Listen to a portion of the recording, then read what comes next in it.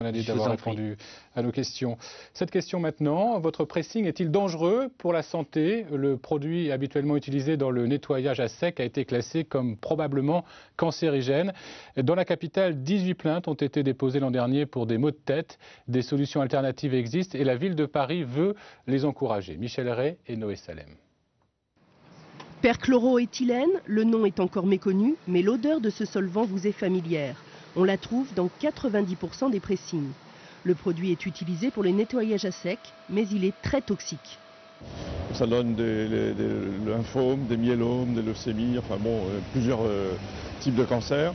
Et c'est aussi une substance qui induit des effets sur le système nerveux, sur le foie, sur les reins. Donc vraiment, c'est une substance extrêmement toxique.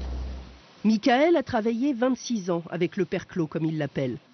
Il a longtemps souffert de ses effets. Avec l'odeur et tout ça, toute la journée, ça vous fait mal à la tête, ça vous fait tourner la tête. Et la nuit, vous ne pouvez même pas dormir, l'odeur reste toujours dans vos nez. Aujourd'hui, Michael ne souffre plus, il travaille dans un pressing éco-responsable qui a remplacé le solvant toxique par du silicone liquide. Il n'y a rien qui va sortir dans l'air. Le silicone n'est quasiment pas volatile, il ne s'évapore pas.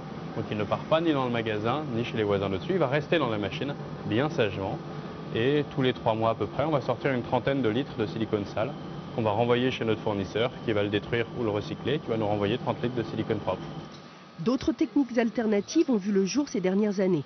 Le décès d'une femme qui habitait au-dessus d'une blanchisserie à Nice a accéléré la prise de conscience des politiques.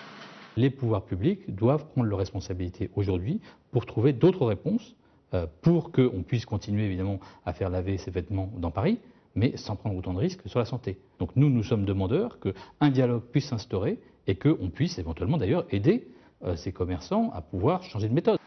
La préfecture de police a lancé des campagnes de contrôle dans la région, en particulier autour des crèches et des écoles. Une réglementation plus contraignante est en ce moment en préparation. On le sait avec la crise, recycler